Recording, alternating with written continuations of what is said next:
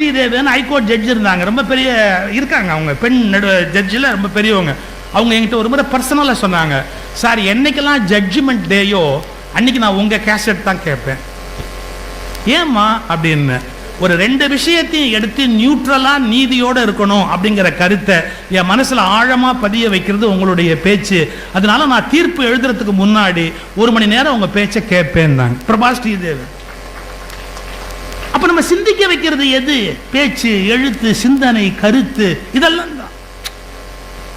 இதெல்லாம் புத்தகம் செய்யக்கூடிய சாதனை. அதனால நீங்க கல்வி படிக்கணும். இந்த பரம்பரை பெருமையே பேசுறது, அளவுக்கு மேல பேசுறது, உணர்ச்சி வசமா தேசப்பற்றுன்னு சொல்றது தவறுங்க. தேசப்பற்று வேணும், ஆனா நம்ம பிரத்யட்சமா என்ன நிலையில இருக்கிறோங்கிறது தெரியணும். அடிப்படையில் நான் சீன பொருள்களுக்கு விரோதி. எங்கள் வீட்டில் ஒரு பொருள் சீன பொருள் இருக்க அலோவ் பண்ண மாட்டேன். சீன லைட்டு மிச்சம் வாங்காத, சீன ஃபேன் ரொம்ப காஸ்ட் கம்மி வாங்காத, 10 ரூபா கூடனாலும் இந்தியன் ப்ராடக்ட் வாங்கிட்டு வா, 10 ரூபா கூட கொடுக்குற அளவுக்கு எனக்கு கடவுள் வசதி கொடுத்துருக்குறான், சீன பொருளுங்கிறதுக்காக வாங்காத. நான் அவ்வளோ பிடிவாதமாக இருக்கிறாள் சீனாவை. ஏன்னா எனக்கு தெரிஞ்சு இந்தியாவுக்கு அதிக கெடுதல் பண்ணக்கூடிய நாடுனா சீனா மட்டும்தான். அதில் ஐ எம் வெரி கிளியர். அதனால சீன பொருளை நான் என்கரேஜ் பண்ணவே மாட்டேன். என்ன நினைச்சுனோ தெரியல, எங்க பாரதி என்னைக்கோ எழுதிட்டு வந்தான். என்ன வார்த்தை என்ன தெரியுமா? நமக்கு பகை என்று அவர் சீனத்தர் ஆகி விடுவாரோன்னு.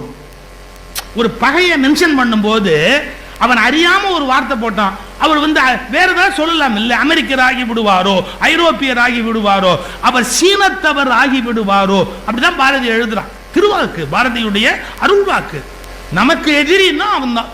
இந்த நாட்டை வளர விடாம பண்ணணும் அப்படின்னா அது அவனுடைய ஏற்பாடு தான். ரைட்.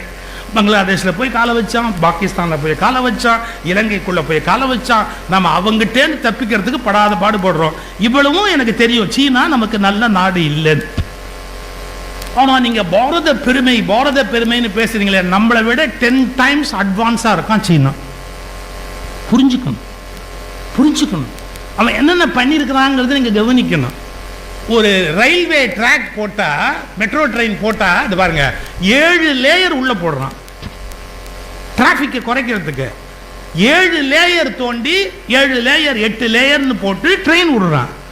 நம்ம ஒரு லேயர் தோன்றதுக்குள்ளேயே நம்ம மெட்ராஸை பாடாப்படுத்துறோம். நமக்கு இன்னும் அதுவே முடியல நம்மால. ஆனா உலகத்திலேயே சிறந்த நாடு எங்கள் பாரத நாடு. பொய் புகழை நம்பி ஏமாறாதீர்கள். பிரத்யட்சமான உங்கள் நிலையை தெரிந்து வைத்துக் கொள்ளுங்கள். சீனாவோடு ஒப்பிட்டால் 10 மடங்கு கீழாக இந்தியா இருக்கிறது. அந்த 10 மடங்கு உயர வேண்டும் என்ற பிரத்யட்ச உண்மையை புரிந்து கொள்ளுங்கள். அதை மறந்துவிட்டு உலகத்திலேயே இந்தியா சிறந்த நாடு என்று வசனங்கள் பேசி ஏமாற்றாதீர்கள். பிரத்யட்சமான உண்மையை பாருங்க. ஒரு சீனாவில் பாலைவனம் அப்படின்னு சொன்னா கவர்மெண்ட் ஒன்னே கவனிக்கிறார். எத்தனை ஏக்கர் பாலைவனம்? 1000 ஏக்கர். 1000 ஏக்கர் பாலைவனமா இருந்தா எவ்வளவு நஷ்டம்? சரி, அப்ப அதை என்ன பண்ணணும்? காடாக்கணும். காடாக்குறதுக்கு என்ன பண்ணணும்? செடி நடணும். செடி நடுறதுக்கு என்ன பண்ணணும்? தண்ணி ஊற்றணும். தண்ணி ஊற்றுறதுக்கு டிராப் இரிகேஷன் போட்டு அது உள்ள விலங்குகளை விட்டு அதை காடை ஆக்கிட்டோம்னா அந்த பகுதி மாறும்னு. யூ ஓன்ட் பிலீவ், 1000 ஏக்கர்களுக்கு மேல் பல பகுதிகளை, பாலைவனங்களை அவர்கள் நாடுகளாக காடுகளாக ஆக்கிவிட்டார்கள். வளம் பொருந்திய காடுகளாக மாற்றிவிட்டார்கள். நம்மால பண்ண முடிஞ்சதா? 1/2 அடி பாலைவனத்தை நம்ம மாத்திருக்கோமா? எவ்வளவு மரம் வெட்டுறோம், கூசாமி மரம் வெட்டுறோம். என்னால சகிச்சுக்க முடியாதுன்னு தெரியுமா? போலி பெருமை பேசுகிற அந்த பொய்த்தனத்தில் இருந்து யதார்த்தமான உண்மையை பார்க்கிற ஒரு விழிப்பு இந்தியர்களுக்கு வந்தாக வேண்டும். என் நாடு இன்னும் முன்னேறுவதற்கு நிறைய வேலை இருக்கிறது. இப்போது இந்த நாட்டில் இது இருக்கிறது. ஒரே ஒரு கேள்வி கேட்கட்டுமா? யாராவது புள்ளி விவரம் எடுத்தீங்களா? RTIல போட்டு கேளுங்க. இந்தியாவில் 3 வேளையும் சாப்பிடுகிறவர்கள் ஜனத்தொகை எவ்வளவு? 2 வேளை சாப்பிடுகிறவர்கள் ஜனத்தொகை எவ்வளவு? 1 வேளை மட்டுமே உணவு சாப்பிடுகிறவர்கள் ஜனத்தொகை எவ்வளவு? ஒரு இரவில் 3 வேளையும் உணவே உண்ணாமல் உறங்க போகிறவர்கள் எண்ணிக்கை எத்தனை என்று எடுத்து பாருங்கள். இன்னும் இந்தியாவில் 3 வேளையும் உணவு உண்ணாமல் உறங்க போகிற ஏழைகள் இருக்கிறார்கள். நாம் கொடியேற்றினால் போராது, வீர வசனங்களை பேசினால் போதாது. என் நாடு போல் உலகத்தில் வேறு நாடு இல்லை என்று நீங்கள் கவிதை மொழிகளை அள்ளிவிட்டால் போதாது.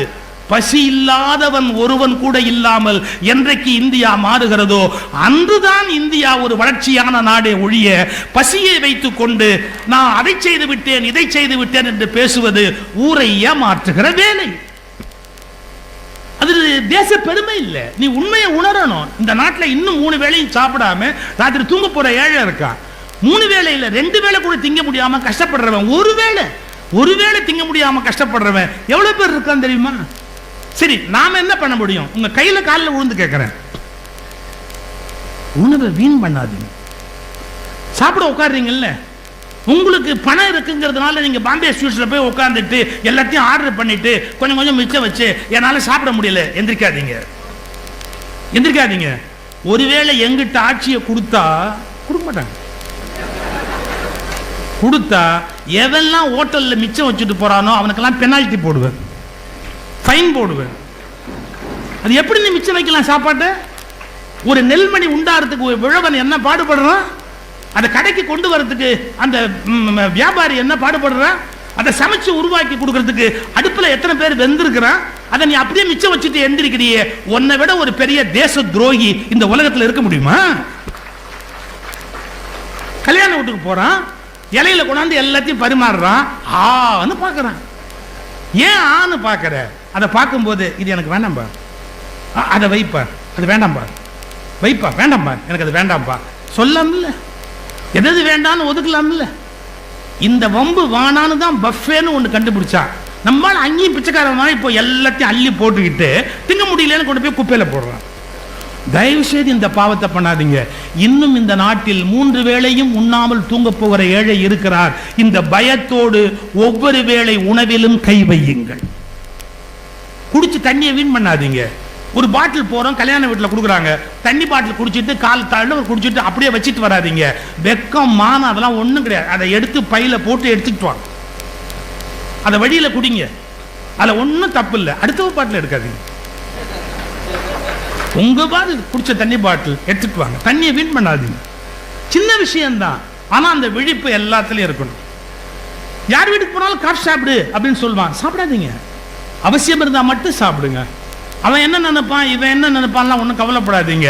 நல்ல தேவையா இருந்தா கொஞ்சோண்டு கொடு, தேவையில்லையா வேண்டாம், எனக்கு இப்போ அது சாப்பிட்ற நேரம் இல்லை, தேவையில்லைன்னு சொல்லு.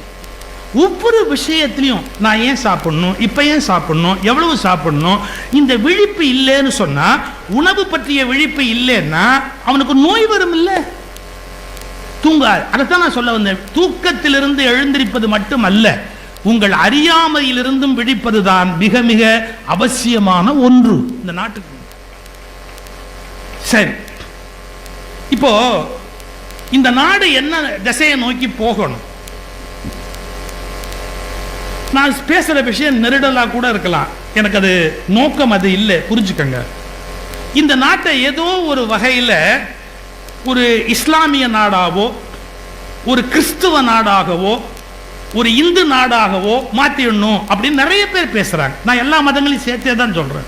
எப்படியாவது இந்த நாட்டை இஸ்லாமிய நாடாக்கிடணும், எப்படியாவது இந்த நாட்டை கிறிஸ்துவ நாடாக்கிடணும், எப்படியாவது இந்த நாட்டை இந்து நாடாக்கிடணும். அதாவது இது நாடா இருக்கப்படாதுங்கிறதுக்கான ஐடியா. இஸ்லாம் நாடாயிட்டா இந்த நாடு நல்லா இருக்குமா? பங்களாதேஷ் என்ன நல்லா இருக்க? பாகிஸ்தான் என்ன நல்லா இருக்க? எந்த மதமா இருந்தாலும் எனக்கு கவலை இல்லை. எந்த மதத்தினுடைய சார்ந்த நாடா இருந்தாலும் ஒரு தேசத்தின் வளர்ச்சிக்கும் மதத்துக்கும் சம்பந்தம் இல்லை என்கிற தெளிவை தயவு செய்து பெறுங்கள். ஒரு தேசத்தின் வளர்ச்சிக்கும் மதத்துக்கும் எந்த சம்பந்தமும் இல்லை. மதம் என்பது உங்கள் தனிப்பட்ட ஆன்மாவோடு தொடர்புடையது. மதம் என்பது உங்களுடைய தனிப்பட்ட மனதின் திருப்திக்காக தோற்றுவிக்கப்பட்டது. அதற்கும் நாட்டின் பொருளாதாரத்திற்கும் இம்மி அளவும் சம்பந்தம் இல்லை என்பதை புரிந்து கொள்ளுங்கள். இந்த நாட்டை கிறிஸ்துவ நாடாக்கணும், அதுக்கு ஒரு பெரிய மூவ்மெண்ட் நடக்குது. இந்த இடத்தை மாத்துவோமா, அந்த இடத்தை, இந்த நாட்டை இந்து நாடாக்கணும், உடனே கவுண்டர் ஆக்ட், மூணுமே வேஸ்ட். என்னுடைய ஒரே கோரிக்கை, இந்த நாடை நாடா மட்டும் ஆக்கு. ஏன்? எல்லாருக்கும் வேலை வாய்ப்பு கிடைக்கணும், எல்லாருக்கும் படிக்கிறதுக்கான வாய்ப்பு கிடைக்கணும். சார், நான் மெடிக்கல் படிக்கணும்னு நினைச்சா ஏன் இத்தனை ரெஸ்ட்ரிக்ஷன்? எனக்கு நான் படிக்கணும்னு நினைச்சா எனக்கு படிக்கிறதுக்கு கதவு திறந்து விடு. நான் பொறியியல் படிக்கணும்னு எனக்கு கதவு திறந்து விடு. எனக்கு வேலை கொடுக்கறது வேலை கொடுக்காது அப்புறமா யோசிப்போம், வேலையை பத்தி அப்புறமா யோசி. ஒரு மருத்துவமனைக்கு போனா எல்லாருக்கும் சிகிச்சை நடக்கணும். பணம் இருக்கிறவன் சௌரியமா இருக்கிறான், பணம் இல்லாதவன் இந்த நாட்டில் எப்படி வைத்தியம் பண்ணிக்குவான் சார்? ஒரு ஹார்ட்ல ஒரு ப்ராப்ளம்னா 8 லட்சம் 10 லட்சம் 12 லட்சம் கொடுத்து சரி பண்ணிக்கிறதுக்கு பணம் உள்ளவனால முடியுது. பணம் இல்லாதவனுடைய நிலைமை. ஒரு தேசத்துல மருத்துவம் ஃப்ரீயா இருக்கணும், ஒரு தேசத்துல கல்வி ஃப்ரீயா இருக்கணும், யார் விரும்பினாலும் அவர்கள் படிக்கிறதுக்கு வாய்ப்பு இருக்கணும், அவங்களுக்கு மருத்துவ உதவி தேவைன்னா மருத்துவம் இருக்கணும். இன்னும் கூட என்னுடைய தனிப்பட்ட கருத்து, மருத்துவம் தனியார் இடத்தில் இருக்கவே கூடாது, முற்றிலுமாகவே அது அரசிடம் கையில் மட்டுமே இருக்க வேண்டும்.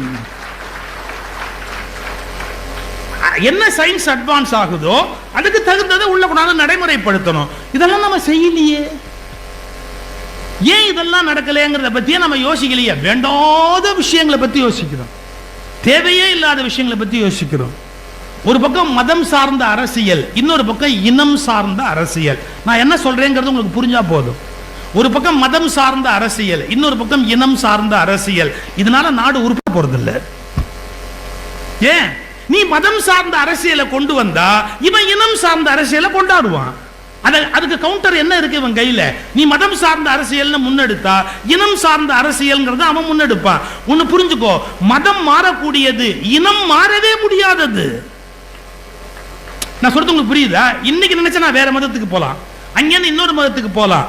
ஏன்? அது எனக்கு கொடுக்கப்பட்டிருக்கிற உரிமை. நான் எந்த மதத்தில் வேணாலும் மாறிக்கிட்டே போலாம். நீங்க என்ன ஜாதியில வேணாலும் மாறிக்க முடியாது. அது பை பர்த் டிசைட் ஆகுது அப்படின்னு முடிவு பண்ணிட்டான். டிஎன்ஏல வருதுன்ட்டான், ஜெனட்டிக்கா வருதுன்னா அப்ப கொஞ்சம் யோசிச்சு பாருங்க, மதத்தை விட இனம் இன்னும் வலிமையானது. அப்ப மதம் சார்ந்த அரசியலை ஒரு குரூப் கையில எடுத்தாங்கன்னா ஜாதி சார்ந்த அரசியலை இன்னொருத்தர் கையில எடுப்பாங்க. மதம் சார்ந்த ஆயுதத்தை கீழே போட்டா இனம் சார்ந்த அரசியலை இவங்க கீழே போடுவாங்க. நாடு நாடா இருக்கும். இதெல்லாம் என் மக்களுக்கு தெரியல. என்ன நடக்குது இந்த நாட்டுக்குள்ள? ஏன் இப்படி எல்லாம் கலவரம் நடக்குது? ஏன் இப்படி எல்லாம் சண்டை நடக்குது? அப்படின்னா பொருளாதார வளர்ச்சிக்கும் மதம் இனம் இரண்டுக்கும் சம்பந்தம் கிடையாது. மருத்துவத்துக்கும் மதத்துக்கும் இனத்துக்கும் சம்பந்தம் கிடையாது. உங்கள் வாழ்வின் தரம், சாலையின் தரம், ஒரு வண்டிகளின் தரம், அருமையான விமானம், அருமையான பேருந்து, அருமையான ரயில், இதற்கும் மதத்துக்கும் சம்பந்தம் கிடையாது. வேலை வாய்ப்புக்கும் மதத்துக்கும் சம்பந்தமே கிடையாது. அதை நோக்கிய நோக்கத்தில் நம்ம போனோம். மக்களுக்கு அது புரியவே இல்லை. எப்ப பார்த்தாலும் தேவையில்லாத விஷயங்களே பேசிக்கிட்டு இருக்கிறது அப்படின்னா அது நல்ல பழக்கம் அல்ல. எங்கே வாக்களிப்பது என்பது அவரவர் மத நிறுவனங்களில் முடிவாகும் என்றால் அந்த நாடு ஜனநாயகத்துக்கு தகுதியற்றது. எங்கே வாக்களிப்பது என்பதை அவரவர்கள் மத நிறுவனங்களில் முடிவு செய்வது என்றால் அந்த நாடு ஜனநாயகத்துக்கு தகுதியற்றது. யாருக்கு வாக்களிப்பது என்பதை குடிமகன் மனசாட்சியின்படி முடிவு செய்ய வேண்டுமே ஒழிய அவன் வேறு ஒருவருடைய இன்ஃப்ளூயன்ஸால் முடிவே செய்யக்கூடாது. உங்களை எப்படி இன்னொரு இன்ஸ்டிடியூஷன் இன்ஃப்ளூயன்ஸ் பண்ணலாம்? That is not correct. நான் பொதுவாக தான் சொல்றேன், பர்டிகுலரா யாரையும் சொல்ல, எல்லா மதங்களையும் சொல்றேன், எல்லா மனிதர்களையும் சேர்த்து தான் சொல்றேன். எனக்கு பயஸ் கிடையாது. நாடு நல்லா இருக்கணும், நாடு நல்லா இருக்கணும், நாடு நல்லா இருக்கணும். அதுக்கு என்ன வழின்னு யோசிங்க. அப்புறம் வரலாற்றை திரிக்க கூடாது, வரலாற்றை மாற்றக்கூடாது. வரலாறுங்கிறது என்னன்னு தெரியணும். என் பூர்வீகம் என்ன, எப்படி வந்தேன், இன்னைக்கு நான் எப்படி மாறி இருக்கேன், என்னுடைய வரலாறு தெரியணும். சர்வர் சுந்தரம்னு ஒரு படம் வந்தது இல்லை? அந்த சர்வர் சுந்தரத்தில் நாகேஷ் பின்னாடி சினிமாக்காரன் ஆயிடுவார், நடிகன் ஆயிடுவார். ஆனால் அவருடைய பெட்ரூம்ல மேலே வந்து அந்த யூனிஃபார்ம் போட்டிருப்பார், ஹோட்டல் யூனிஃபார்ம் போட்டிருப்பார். ஏதோ அதை எடுத்து அசிஸ்டன்ட் மாற்றிருப்பான். ஏன் எடுத்த அப்படிம்பார். இல்லை அது அசிங்கமா.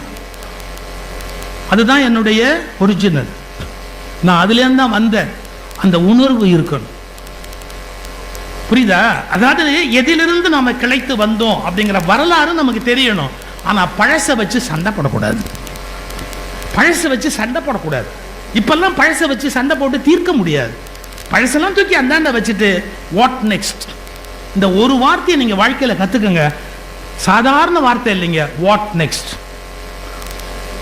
பெண்கள் கோச்சு கூடாது. வெளியில போயிட்டு வந்த உடனே அவங்க பஸ்ஸில் அவங்க அவஸ்தைப்பட்டிருப்பாங்க, இல்லை ஏதாவது ஒரு ப்ராப்ளமா இருக்கும், இல்லை ஏதோ ஒரு உடம்பு சரியில்லாம கூட போயிருக்கும். ஐயோ எனக்கு தலைவலி தாங்கலைங்க பஸ்ஸில், இப்போ என்ன பண்ணணும், மாத்திரை வேணுமா? இவன் எப்போவுமே சொல்யூஷன் நோக்கி போவான். உனக்கு என்ன மாத்திரை வேணும், ஆஸ்பிரின் வேணுமா, இல்லாட்டி வேற எங்கே டாக்டர்கிட்ட போகணுமா? ஐயோ நான் சொல்கிறத கொஞ்சம் கேளுங்க. பஸ்ஸுக்கு நின்னா ஏய் இது தேவையில்லாத பேச்சு. இப்போ உன் தலைவலி தானே, என்ன மாத்திரை வேணும் சொல்லு, இல்லை டாக்டரை போய் பார்க்கலாம்னா சொல்லு, என்ன பண்ணலான்னு சொல். இதெல்லாம் ஒன்றும் வேண்டியதில்லை. அந்த பஸ்ஸில் என்ன கூட்டம்னு உங்களுக்கு தெரியுமா? ஒரு பெண்ணுக்கு என்ன தெரியுமா, நான் எவ்வளவு கஷ்டப்பட்டேங்கிறத நீ கேட்கணுங்கிறது தான் விருப்பமே ஒழிய அதுக்கு தீர்வை பற்றி எல்லாம் கவலையே கிடையாது. நீ என்ன பெரிய அறிவாளியா, இதுக்கெல்லாம் தீர்வு சொல்ற அளவுக்கு உனக்கு அறிவு இருக்கா என்ன? அது இல்லைன்னு தான் அவங்க அன்னைக்கே தீர்மானம் பண்ணிட்டாங்களே. இதையெல்லாம் தீர்த்து வைக்கிற அளவுக்கு நீ அறிவாளி இல்லைன்னு டிக்ளேர் பண்ணிட்டு ஜஸ்ட் என் கஷ்டத்தை கேட்டுக்கோ, என் கஷ்டத்தை கேட்டுக்கோ. நான் கேட்கிறேன், என்ன போகுது கஷ்டத்தை கேட்டு? அவன் அவன் பழைய கஷ்டத்தை சொல்லிக்கிட்டே இருந்தா அதை கேட்டு இப்போ என்ன ஆக போகுது? அதனால இந்த பழச பேசிக்கிட்டு இருக்கிறது தவறு. தூக்கி குப்பையை அந்தாண்ட போட்டு வாட் நெக்ஸ்ட்னு யோசிங்க. நீங்க சொல்றீங்க முடிச்சா சாப்பிட போலாம், தட் இஸ் நெக்ஸ்ட். கொஞ்சம் அவ்வளோ ஃபாஸ்டா யோசிக்காதீங்க. என் பேச்சு முடிகிற வரைக்கும் அந்த மாதிரிலாம் சிந்தனைக்கு போகாதீங்க. வீட்டுக்கு போய் வாட் நெக்ஸ்ட்னு யோசிங்க. புரியுதா? இந்த ஒரு கொஸ்டின் மட்டும் நான் உங்களுக்கு சொல்லி கொடுத்துட்டு போயிட்டேன்னு வச்சுக்கோங்களேன், உங்களை நான் பெரிய துன்பத்திலேருந்து மீட்டுட்டேன்னு அர்த்தம். எப்போவுமே வாட் நெக்ஸ்ட்ங்கிற கொஸ்டின் இருந்துட்டா உங்களை மாதிரி ஒரு சிறந்த மனிதர் இந்த உலகத்துக்கு கிடைக்க மாட்டேன். கல்யாணம் நின்று போச்சு, வாட் நெக்ஸ்ட் தான் கேள்வி. ஆமாம் சார், எத்தனை இடத்துல எடுத்துருக்கோம். அதாவது எனக்கு தெரிஞ்ச ஒரு கல்யாணம் நடக்க போகுது. மாப்பிள்ளை வந்து இந்த பொண்ணில் நாட் இன்ட்ரெஸ்டட். அவன் அமெரிக்காவில் இருக்கான். யாருக்குண்டா அவன் குடும்பமே இருக்கலாம் அவனுக்கு. அவன் கல்யாணத்தில் இன்ட்ரெஸ்ட் இல்லை. ராத்திரி பேசிக்கிட்டு இருக்கிறான். காலைல முகூர்த்தம் முடிஞ்ச உடனே நான் 8 மணி ஃப்ளைட்டுக்கு போகிறேங்கிறான். மாமனார் கேட்டுட்டாரு, வந்து கேட்குறாரு, என்ன நீ 8 மணி ஃப்ளைட்டுக்கு போகிறேங்கிற, எப்படி முடியும்? தாலி கட்டி எவ்வளோ? அதெல்லாம் எங்கள் அப்பா சொன்னார்னு நான் வந்தேன், எனக்கு ஒன்றும் இந்த மேரேஜில் இன்ட்ரெஸ்டே இல்லை அப்படின்னா. என்ன பேசுகிற, என் பொண்ணோட லைஃப் அப்போ என்ன ஆகும் அப்படின்னாரு. அதை பற்றிலாம் எனக்கு கவலை இல்லை, எங்கள் அப்பா மானம் போயிடும், நீ வந்துருன்னாரு. இன்றைக்கி நான் பேரண்ட்ஸுக்கு சொல்கிறேன், உங்கள் பிள்ளைங்க கன்சென்ட் இல்லாமல் கல்யாணத்தை ஏற்பாடு பண்ணாதீங்க. உங்கள் பையனோ பொண்ணோ கல்யாணத்துக்கு உங்கள் வில்லிங்னஸ் இல்லைன்னு சொல்லிட்டா அப்படிப்பட்ட விஷயத்தை கட்டாயப்படுத்தி நீங்கள் ஒருபோதும் பண்ணாதீங்க. ஏன்னா கஷ்டப்பட போகிறது நீங்கள் இல்லை, அவங்களுடைய லைஃப் பார்ட்னர். உங்கள் பிள்ளை எப்படி வேணாலும் இருக்கலாம், கஷ்டம் அந்த பொண்ணு ஏன் கஷ்டப்படணும்? இல்லை உங்கள் பொண்ணு எப்படி வேணாலும் இருக்கலாம், அந்த மாப்பிள்ளை ஏன் கஷ்டப்படணும்? எங்கள் அப்பாட்ட சொல்ல முடியல, எங்கள் அப்பா கேட்கல, கல்யாணத்தை எல்லாம் பண்ணிட்டாரு. யூ ஓன்ட் பிலீவ், சிங்கப்பூர் வரைக்கும் மாப்பிள்ளையும் பொண்ணு போயிட்டு பிரிஞ்சு வந்துட்டாங்க வேற இடத்துல. இப்போ இந்த கல்யாணத்தில் என்னாச்சு, மாப்பிள்ளை சொல்கிறான் நான் காலையில் 8 மணிக்கு போவேன். அந்த மாமனார் மகா கெட்டிக்காரர் வெளிப்பட இருந்தது. மாப்பிள்ளைய வெளிப்பட, நீ கல்யாணம் மட்டும் தாலி கட்டிட்டு 8 மணிக்கு நீ பாட்டுக்கு ஃப்ளைட்டில் அமெரிக்காவுக்கு புறட்டு போவேன்னா என்னத்துக்கு இங்கே வந்த நீ? நீ வெளிப்பட. இப்படி திரும்பினாரு, வாட் நெக்ஸ்ட்? ஒய்ஃபை கேட்டாரு, என்ன பண்ணுறது அப்படின்னு. இப்போ இப்படி என்ன பண்ணுறது, கல்யாணம் நின்று போயிட்டா என்ன பண்ணுறது? தடிமாடு மாதிரி உன் தம்பி நிற்கிறான்ல வருஷம் அப்படின்னாரு. டேய் இவளை கட்டிக்குவியா? அவன் சொன்னான், எனக்கு அப்பவே அப்படி ஒரு ஐடியா உண்டுன்னு. ஏன்டா அதை முன்னாடியே சொல்ல, நீங்கள் தான் வெளியே பார்த்துக்கிட்டு இருந்தீங்க அதனால சொல்லலை. உனக்கு எனக்கு ஒன்றும் இல்லை.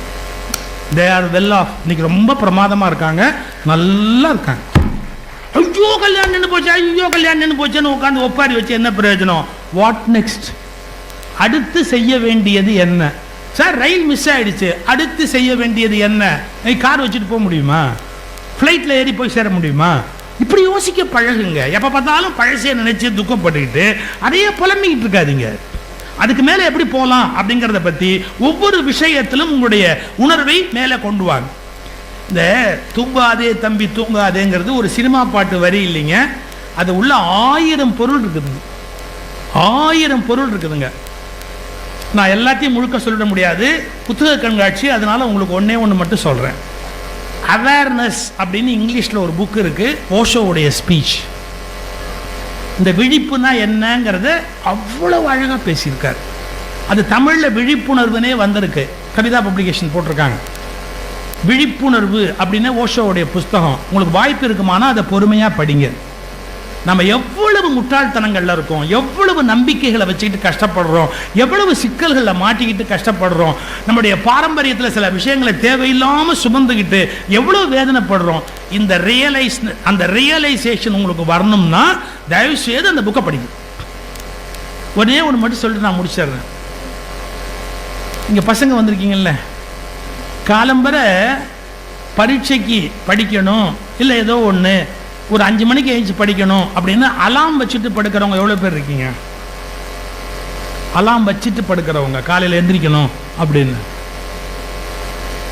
அதெல்லாம் படிக்கிறத பற்றி எனக்கு கவலை கிடையாது, இதில் வேற பரீட்சைக்கு படிக்கிறத பற்றி.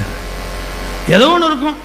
நாங்கள் படித்த காலத்திலே காலைல 4:30 மணிக்கு எழுந்திரிக்கணும், 5 மணிக்கு எழுந்திரிக்கணும், படிக்கணும், அலாரம் வச்சுருப்போம். ரைட், அலாரம் அடிக்கும், அது கரெக்டாக அது வேலையை பார்க்கும். 4:30னா 4:30, 5னா 5 அலாரம் அடிக்கும். எந்திரிப்பானா?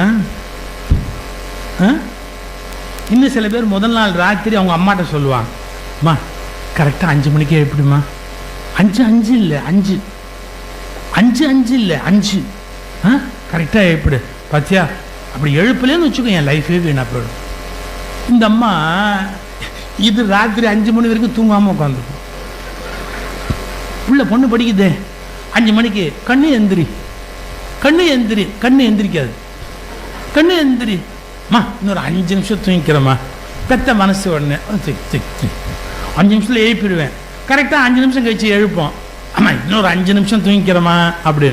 ஏய் இப்படியே லேட்டாக்கிட்டே போயிடுவேன் அப்படின்னு அந்த அம்மா சோத்துல சாயும், அது தூங்கிடும். முழிச்சு பார்த்தா மணி 6:45.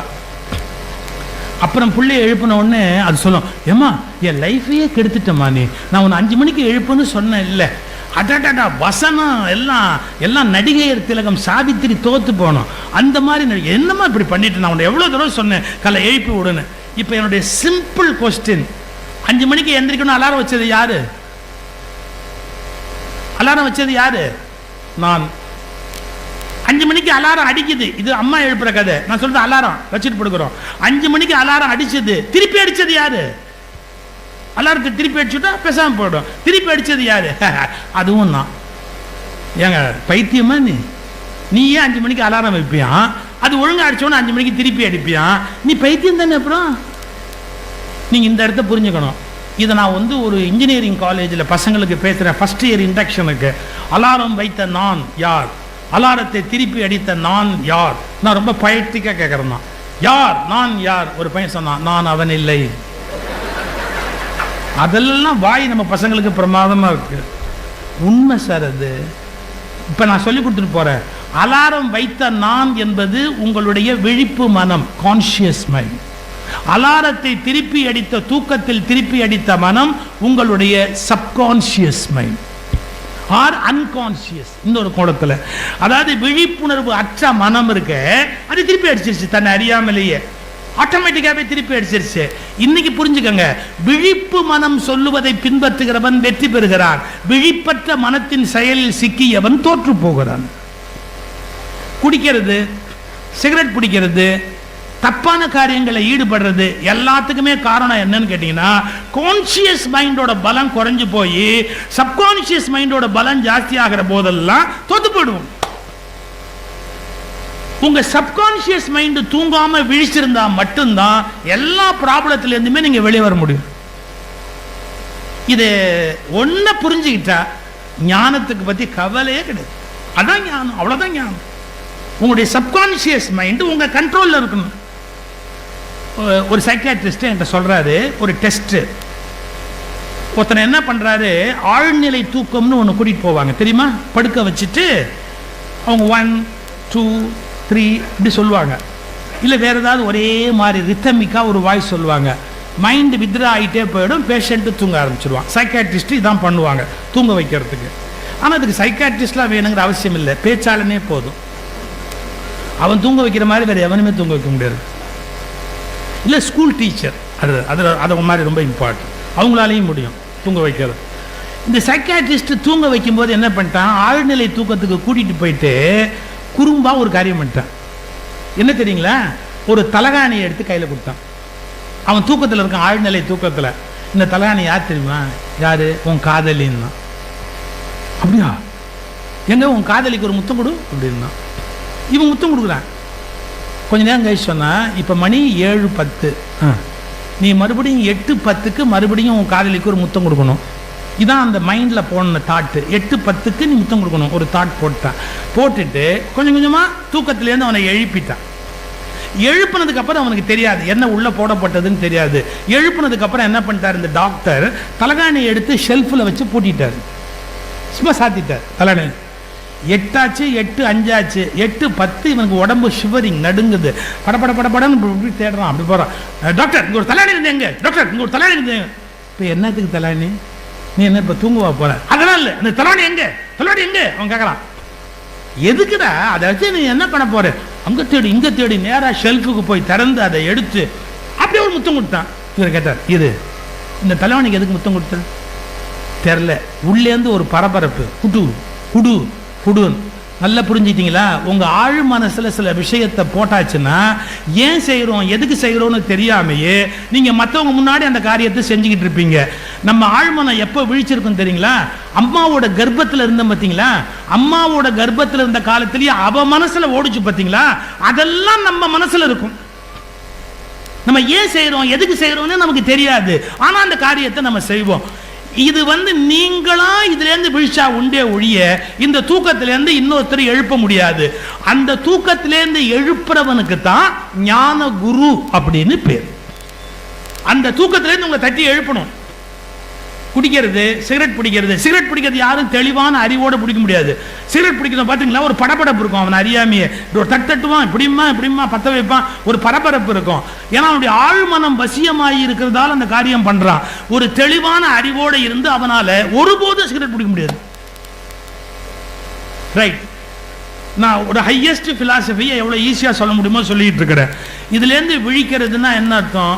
ஆழ்மன தூக்கத்தம் அறியாமையிலிருந்து நீங்கள் எவ்வளோக்குள்ள விழிக்கிறீங்களோ அவ்வளவுக்கு அவ்வளோ நம்ம லைஃப்பில் ப்ராப்ளமே கிடையாது. நீங்கள் பார்த்தா ஒவ்வொருத்தரும் ஒவ்வொரு ப்ராப்ளம்னு சொல்லுவான். நாங்கள் ஒத்துக்க மாட்டோம். எல்லாருக்கும் ஒரே ப்ராப்ளம் தான்.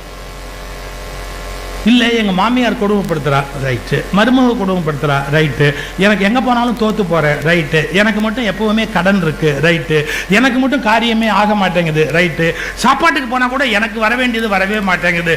கல்யாண பற்றி கூட சில பேருக்கு முந்தின நாள் வரைக்கும் ஜாங்கிரி போடுவான், அடுத்த ஆளுக்கு போடுவான். அவனு உள்ளே போய் எடுத்துகிட்டு இவனை விட்டுட்டு அடுத்த ஆளுக்கு போடுவான். அது மாதிரி எனக்கு நடக்குது. எத்தனை ப்ராப்ளம் சொல்லிட்டேன் உங்களுக்கு. எத்தனை ப்ராப்ளத்துக்கு ஒரே தீர்வு தான். என்ன? உங்கள் பிரச்சனைகள் பல, தீர்வு ஒன்றே ஒன்று. என்ன? அந்த ஆழ்மான தூக்கத்திலேருந்து நீங்கள் முழிச்சிட்டீங்க அப்படின்னா எதுவுமே துக்கம் கிடையாது, எதுவுமே கஷ்டம் கிடையாது. மயிலாப்பூரில் ஒரு தெரு இருக்கு. நீங்கள் அந்த தெரு பேர் கேட்டாலே சிரிப்பீங்க. நடுத்தருன்னு பேர். ஒருத்தன் நடுத்தருவில் நிற்கிறான்னா எவ்வளோ அவமானமான வார்த்தை. நாங்கள் அடிக்கடி அங்கே போய் நிற்போம். ஏன்னா அங்கே தான் எங்களுக்கு பிரியமான டாக்டர். 12 பைசா அவருடைய கன்சல்டேஷன் ஃபீஸ். நான் ஸ்கூல் படிக்கும்போது நடுத்தூரில் ஒரு டாக்டர், அவர் 12 பைசா தான் வாங்குவார். அவரை ஏன் எங்களுக்கு ரொம்ப பிடிக்கும்னு கேட்டால், உடம்பு சரியில்லைன்னு சொன்னால் 3 நாள் லீவு வேணும்னு கேட்டால் 6 நாள்னு எழுதி கொடுப்பார். Take rest for 6 days. அப்போ எவ்வளோ நல்ல டாக்டர் அவர். எங்களுக்கு வெறும் 12 பைசா தான் வாங்குவார். 12 2 அண்ணா, ஒரு நாள் 2 அண்ணா, அதான் அவர் ஃபீஸு. நாங்கள் போனால் என்ன பண்ணுவார், அந்த கொஞ்சம் 50 வயசுக்கு மேலே இருக்கவங்களுக்கு தெரியும், இவ்வளோ பெரிய ஜாடி ஒன்று வச்சுருப்பார். ரோஸ் கலரில் ஒரு சிறப்பு இருக்கும். அதில் ஜாடி நிறைய ரோஸ் கலரில் ஒரு சிறப்பு இருக்கும். வெள்ளையாக ஒரு மாத்திரை இருக்கும். கம்பவுண்டர் என்ன பண்ணுவான், அதை எடுத்தது பாருங்களேன், கரன்னு அப்படியே ஒரு எதையோ ஒன்று வச்சு நசுக்கி அதை 3 பொட்டலமாக கட்டி 6 பொட்டலமாக கட்டி 2 நாளைக்கு இதை சாப்பிடு அப்படின்ட்டு ஒரு பாட்டில் கொண்டா அப்படின்னு வாங்கி அந்த சிவப்பு தண்ணி அப்படி குழாயில் பிடிப்பான். அது சிறப்பாக அது குடிச்சிட்டு இதை குடி, இது 3 வேளை போடு, அப்புறம் பாரு 2 அண்ணாக்கு. இதுக்கு மேலே அவர் கொடுக்க முடியுமா? 2 அண்ணாக்கு இதுவே ஜாஸ்தி. சிவப்பு கலருக்கே கொடுக்கணும்ல. இதுதான் ஒரு வைத்தியம். ஒரு நாள் நான் உட்காந்துருக்கேன் சார் அங்கே அந்த டாக்டர் கிளினிக்கில். ஒரு அம்மா உள்ள ஓடியாந்து அழுவுது, டாக்டர் மாறி போச்சு, ஐயோ டாக்டர் மாறி போச்சு. உள்ள உட்காந்துருந்த அவர் ஓடியாந்தார் வெளியில். என்னம்மா மாறி போச்சு, என்னம்மா மாறி போச்சு? டாக்டர் மருந்து எனக்கு மாறி போச்சு, என்னமோ பண்ணுது, தப்பான மருந்து கொடுத்துட்டீங்க, எனக்கு என்னமோ பண்ணுது. எப்படிமா மருந்து மாறும் அப்படின்ற. நான் பழனியம்மாள் என் பேர். அந்த கம்பவுண்டர் மருந்து சீட்டை மாற்றி இதை கொடுத்துருக்கான் பாருங்க, பொன்னியம்மாள் அப்படிங்கிற சீட்டை என்கிட்ட கொடுத்துட்டான். நான் பழனியம்மாள், பொன்னியம்மாள் மருந்து நான் சாப்பிட்டுட்டேன், நான் பழனியம்மாள். கவலைப்படாதீங்கோ, அவருக்கு தமிழ் கொஞ்சம் வராது. கவலைப்படாதீங்கோ, நான் மாற்றி கொடுக்குறேன், கவலைப்படாதீங்கோ, கொண்டாங்கோ. சீட்டை வாங்கினார். பொன்னியம்மாள் அடித்தார். பழனியம்மாள் வேற ஒன்றும் பண்ணல. பொன்னியம்மாள் அடிச்சுட்டு பழனியம்மாள் அப்படின்னு போட்டு பயப்படாமல் வீட்டுக்கு போங்கனார். ஏன்? பொன்னியம்மாளுக்கு அதான் மருந்து, பழனியம்மாளுக்கு அதான் மருந்து. நீ கன்னியம்மாளாக இருந்தாலும் அது சேப்பு கலரில் ஒரு தண்ணி, வெள்ளை கலரில் ஒரு மாத்திரை, 2 நாளைக்கு சாப்பிடணும், 12 பைசா கொடுத்துட்டு போயிட்டே இருக்கணும். உண்டியலில் போடணும். அவர் கையில் கூட வாங்க மாட்டார். 2 நாள் அதில் போட்டு அவர் போட்டு பேச போயிட்டே இருக்க வேண்டியது தான். நான் அவரை கேள்விப்படல. அவர் அந்த காலத்துல பெரிய டாக்டர். விருது எங்க 2 நாக்கு ஒரு டாக்டர் வைத்தியம் பார்ப்பாரு. யோசிச்சு பாருங்க. இதை பார்த்த இன்சிடென்ட் எனக்கு இந்த விஷயத்தை பிரச்சனை வரும்போது, உங்கள் நோய் பலவாக தெரிந்தாலும் மருந்து ஒன்றாகவே இருப்பதை போல் உங்கள் வாழ்க்கை பிரச்சனைகள் பலவாக இருந்தாலும் உங்கள் மருந்து ஒன்றுதான். என்ன? விழிப்புணர்வு என்ற அவேர்னஸ் வந்துவிட்டால் உங்கள் மனதில் இருக்கிற எல்லா நோய்களும் காணாமல் போய்விடும்.